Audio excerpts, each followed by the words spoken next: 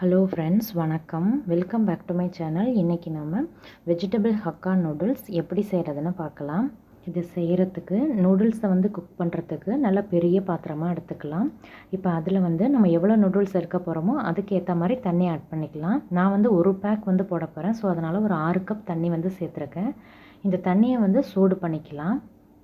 இப்போ தண்ணி ஓரளவுக்கு சூடானதும் இதில் ஒரு 2 டீஸ்பூன் ஆயில் சேர்த்துக்கலாம். ஒரு 1/4 டீஸ்பூன் உப்பு சேர்த்துக்கலாம். இல்லைன்னா தேவையான அளவு சேர்த்துக்கலாம். இதை ஒரு தடவை நல்லா மிக்ஸ் பண்ணி விட்டுறலாம். இந்த தண்ணியை நல்லா கொதிக்க வைக்கலாம். இப்போ தண்ணி நல்லா கொதிக்க ஆரம்பிக்குது. இந்த மாதிரி தண்ணி நல்லா கொதிக்க ஆரம்பித்ததும் நம்ம எடுத்து வச்சுருக்க அந்த ஹக்கா நூடுல்ஸை ஆட் பண்ணிக்கலாம். நான் அதில் ஒரு பேக் இன்றைக்கி ஆட் பண்ணுறேன்.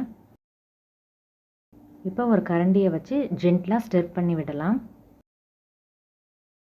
இதை மீடியம் ஹீட்டில் வச்சு ஒரு 5 மினிட்ஸ் குக் பண்ணிக்கலாம். அந்த நூடுல்ஸ் பேக்கில் எவ்வளோ டைம் கொடுத்துருக்காங்களோ அது வரைக்கும் நாம் குக் பண்ணிக்கலாம். நூடுல்ஸை ஒரு 90% குக் பண்ணால் போதும். இடையில ஜென்ட்லாக ஸ்டிர் பண்ணி விட்டு குக் பண்ணிக்கலாம்.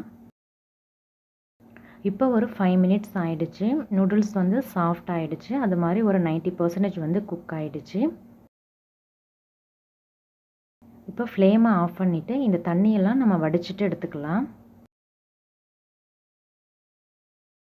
இப்போ இது மேலே பச்சை தண்ணி ஆட் பண்ணி ஒரு தடவை நல்லா கழுவிக்கலாம். இப்போ நான் ஒரு தடவை நல்லா கழுவிட்டேன். இப்போ இதை அப்படியே ஒரு பிளேட்டில் ட்ரான்ஸ்ஃபர் பண்ணிக்கலாம். இப்போ ஈவனாக ஸ்ப்ரெட் பண்ணிக்கலாம். இப்போ இது மேலே 1 டீஸ்பூன் ஆயில் ஆட் பண்ணிக்கலாம். இப்போ எல்லாத்தையும் ஒரு தடவை நல்லா மிக்ஸ் பண்ணி விட்டுறலாம். இப்போ இது இருக்கட்டும்.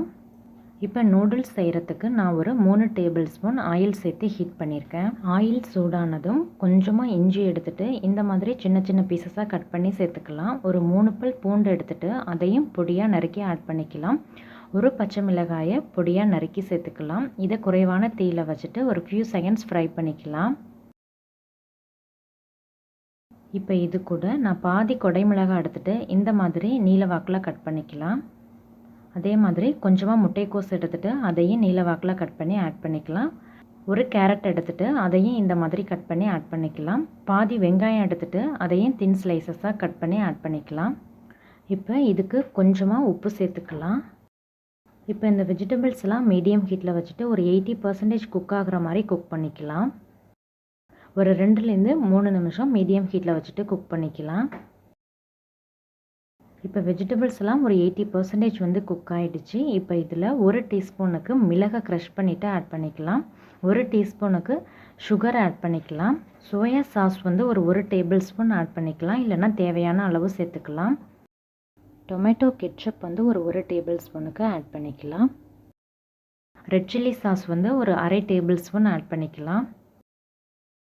இது கூட ஒரு 1 டீஸ்பூனுக்கு நான் லெமன் ஜூஸ் சேர்த்துக்கிறேன். இப்போ இதை ஒரு 1 நிமிஷம் மீடியம் ஹீட்டில் வச்சுட்டு நல்லா குக் பண்ணிக்கலாம். இப்போ இதெல்லாம் ஓரளவுக்கு குக் ஆனதும் இதில் நம்ம குக் பண்ணி வச்சுருக்க அந்த ஹக்கா நூடுல்ஸை ஆட் பண்ணிவிட்டு எல்லாத்தையும் நல்லா மிக்ஸ் பண்ணி விட்டுறலாம். இப்போ எல்லாத்தையும் நல்லா மிக்ஸ் பண்ணி ஒரு 3 நிமிஷம் இதை மீடியம் ஹீட்டில் வச்சுட்டு குக் பண்ணிக்கலாம். எல்லாம் நல்லா கம்பைன் ஆகி ஒரு நல்ல வாசம் வரும். அது வரைக்கும் நாம் இதை குக் பண்ணிக்கலாம். இப்போ இது எல்லாமே நல்லா கம்பைன் ஆகிடுச்சு.